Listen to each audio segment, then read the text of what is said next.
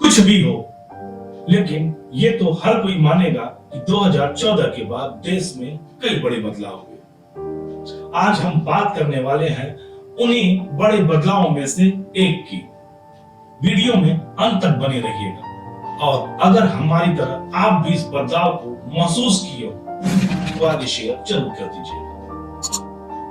अब याद कीजिए सन 2012 निर्भया कांड, किस तरह उस मासूम लड़की के साथ दरिंदगी हुई थी। 2012 में देश की राजधानी दिल्ली में घटे इस बलात्कार कांड ने कैसे पूरे देश को झकझोर कर रख दिया था। पूरा देश उठ खड़ा हुआ था, क्या पक्ष क्या विपक्ष। पूरा देश उस पीड़ित बिटिया को न्याय दिलाने और आरोपियों की गिरफ्तारी के लिए एकजुट होकर जगह जगह धरना प्रदर्शन कर रहा था। हालात ये थे कि प्रदर्शनकारी राष्ट्रपति भवन तक पहुंच गए। तभी तत्कालीन सरकार हरकत में आई और उन 6 दरिंदों को गिरफ्तार करने के साथ ही निर्भया को बेहतर इलाज के लिए सरकारी खर्च पर सिंगापुर भेजा, जहां इलाज के दौरान निर्भया बिटिया की दुखद मौत हो गई। 2014 के पहले बेटियों के साथ देश में कहीं भी जितनी भी घटनाएं सामने आई, सभी में देशवासी पीड़िताओं के साथ ही खड़े नजर आए, चाहे सामने कितना भी रसूखदार आदमी आरोपी रहा।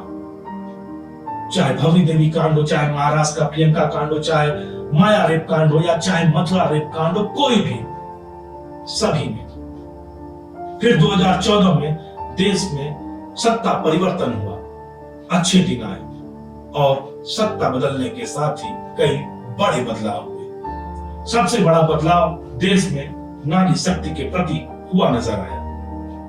लड़कियों और महिलाओं के साथ हुए यौन अपराधों, क्या कहें बलात्कार के मामले में देखने को मिला। हाथरस, उन्नाव, कठुआ, उत्तराखंड, मध्य प्रदेश, बीएचयू या पहलवान बेटियों समेत देश में महिलाओं या लड़कियों से हुई हर दरिंदगी अब देश को झकझोरती नहीं है। अब देश इन बेटियों के साथ हुई दरिंदगी में पीड़िताओं के साथ खड़ा नहीं होता। न्याय के लिए चिन्हित धरना स्थलों पर धरना प्रदर्शन तो बहुत दूर की बात है, अगर आरोपी सत्ताधारी पार्टी से संबंधित है तो सत्ता पक्ष के लोगों द्वारा बाकायदा अभियान चलाकर आरोपियों का बेशर्मी से महिमा मंडन किया जाता है और दरिंदगी का शिकार हुई मासूम बेटियों का चरित्र हनन होता है। दिमाग पर जोर डालिए, याद कीजिए और बताइए 2014 के पहले किसी भी यौन अपराधी या पीड़िता के साथ ऐसा व्यवहार हुआ था क्या? निश्चित तौर पर आपका उत्तर होगा नहीं। अगर आप भी हमारी तरह इस बड़े बदलाव को महसूस किए हो तो इस वीडियो को आगे शेयर जरूर कीजिए।